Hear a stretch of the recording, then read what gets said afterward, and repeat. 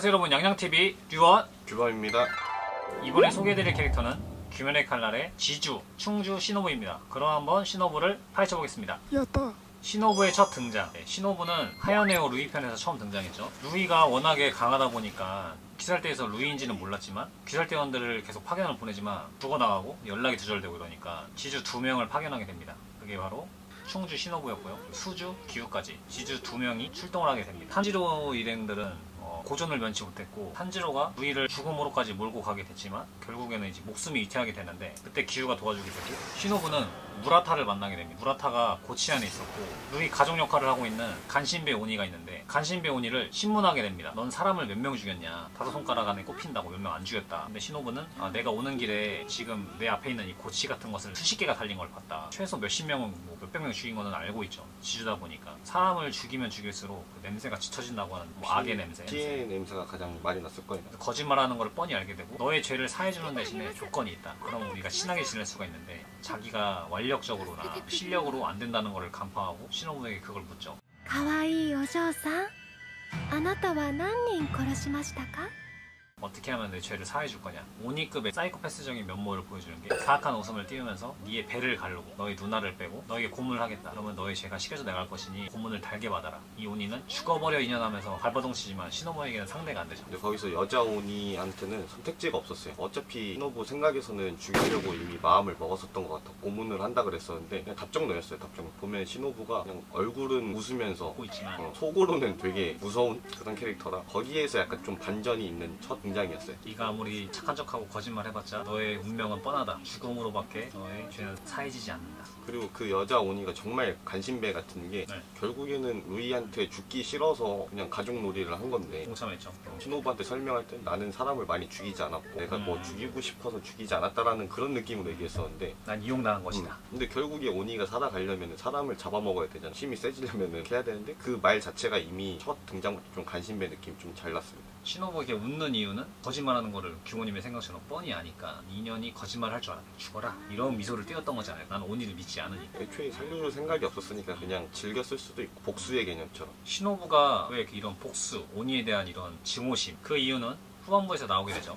시노부가 약삭빠른 이 거짓말쟁이 여자 오니를 처단하고 무라타를 구해주는데 무라타가 그 고치안에서 자신의 검으로 찌르거나 호흡을 썩는 거는 표현이 안 되는데 무라타가처럼 실력이 없는 검사여도 호흡은 쓸 줄 알겠죠. 어느 정도 기본 호흡은 쓸 줄 알아야 기살대가 되니까. 무라타의 검 실력으로는 도저히 이걸 찌를 수가 없었는데 시노부가 거짓말쟁이 여자 오니한테도 들었던 게 저런 얇은 칼로 내 목을 썰 수 있겠어? 훅 찌르고 지나졌으니까. 근데도 시노부는 이 단단한 고치, 그러니까 무라타가 베지 못했던 거를 그 얇은 칼로 녹이죠.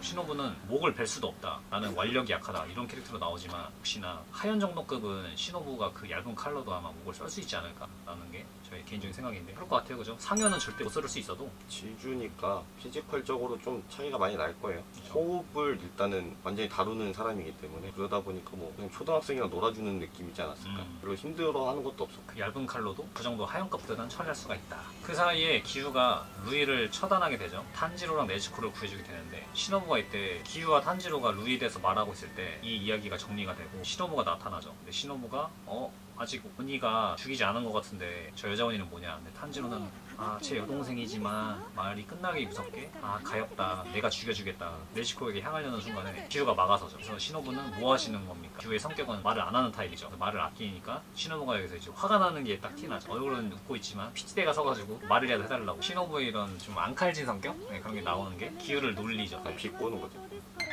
기우가 평소에 말이 없다 보니까 지주들 회의나 이런 데 기우도 느낄 거예요. 사람들이 날 싫어하는구나. 기우가 그 정도 눈치는 또 없는 것 같고. 그러니까 시노부가 하는 말이 모두들 기우 씨하고 말상대 안 해주고 따돌리는 거를 뭐 느꼈냐. 그런 성격 때문에 그런 것이다. 라는 식으로 말을 하니까 기우가 뜨끔하죠. 몰랐던 것 같아요 정말. 사람들이 나를 그렇게 생각하고 있었다니. 라면서 뜨끔하는 것 같고. 시노부가 웃으면서 이런 냉철한 말을 하는 걸 보고 굉장히 독설가다. 그는 시노부의 성격이 보이죠. 겉으로는 되게 온화하지만 말에 뼈가 있다라고 한 번에 그 심장을 탁 파고드는 말들이잖아요. 팩트 폭격기. 시노부의 이러한 성격은 과거로 넘어갑니다. 과거에 시노부도 청소년기가 있었겠죠. 그때는 딱 영상을 보시죠.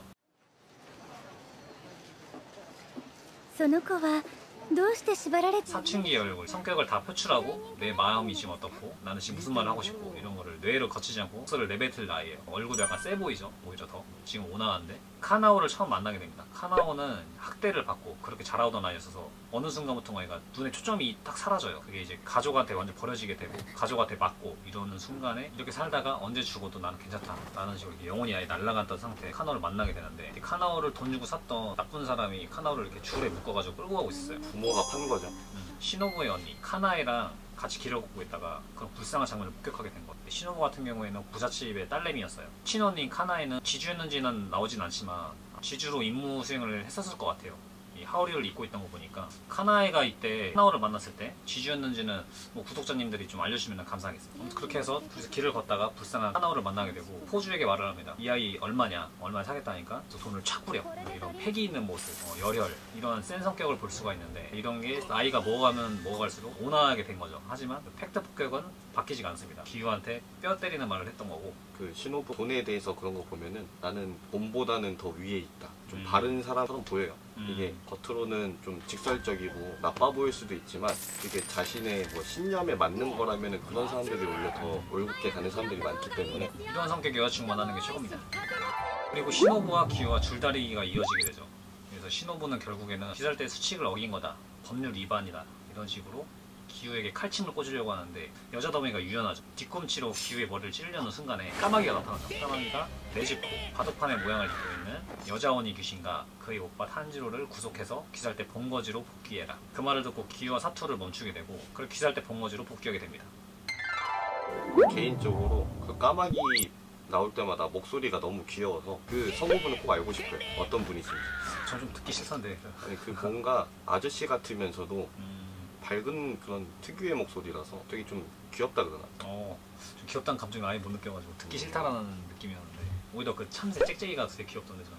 참새는 외관적으로 귀여운데 약간 그런 바보처럼 말하는 느낌 있잖아요, 까마귀가.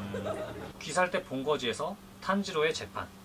탄지로를 죽이자고 하는 암주, 염주, 홍주, 사주, 연주, 칸노지는 저렇게 귀여운 아이를 죽이다니 가여워 라고 하고 시노부는 여기서 시노부의 개인적인 생각은 나오지가 않습니다. 풍주 사네미가 네지코를 들고 오는데 시노부가 말리죠. 약간 좀 화가 남은 얼굴로 사네미씨 뭐 하는 거냐고 내려놓으라고 아직 재판이 시작되지 않았다. 나리님이 오시기 전까지 좀 기다려달라. 그러니까 이런 걸 좀 자중시키는 좀 어른스러움의 모습, 충동적이게 행동하지 않는 모습. 그리고 추가적으로 탄지로에게 진통제가 섞여있는 물을 건네줘요. 치유되는 건 아니니까 천천히 마셔라. 이런 거 챙겨주는 거 보면 따뜻한 누나의 모습이지 않나.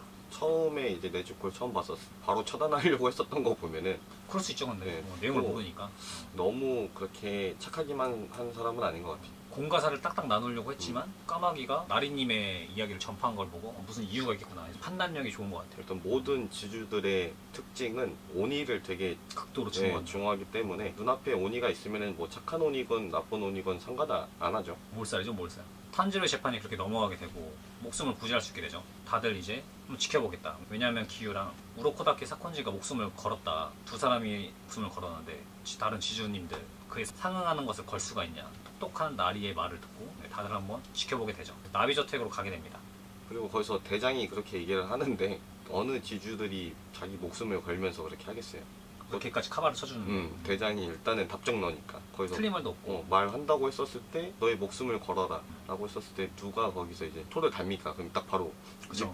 직장생활 해보신 분들은 다 알 거예요. 그죠, 그죠. 오늘 막 부장님이 오늘 김치찌개 먹으러 갈까? 이랬는데 저는 뭐 딴 거 먹겠습니다 이러면 바로 눈에 가시처럼 배제되잖아요. 그런 느낌이죠. 엄마 아빠가 이거 숙제하면은 뭐 해줄게. 시험연수 얼마 나오면 이거 해줄게. 그 약속을 지키지 않았어. 눈 밖에 나는 거죠, 그렇죠? 여러분들이 그런 것처럼 똑같습니다. 분명 온화하게 말씀하시지만 또 모르죠.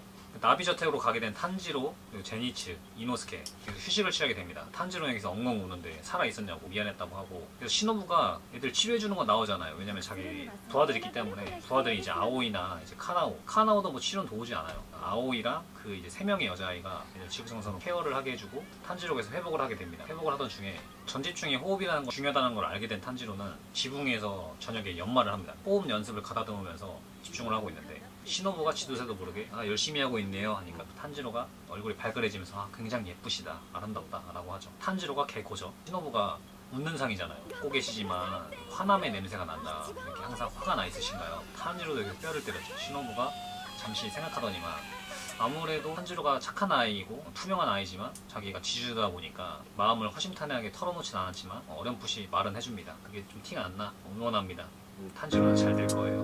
거기서 보면은 신호부가 뭔가 탄지로를 조금 좋아하는 느낌이 살짝 들었었는데 그건 또 아니었던 것 같아요. 나중에 보면. 사랑 감정보다는 올곧고 착하고 이런 똑부러진 아이니까.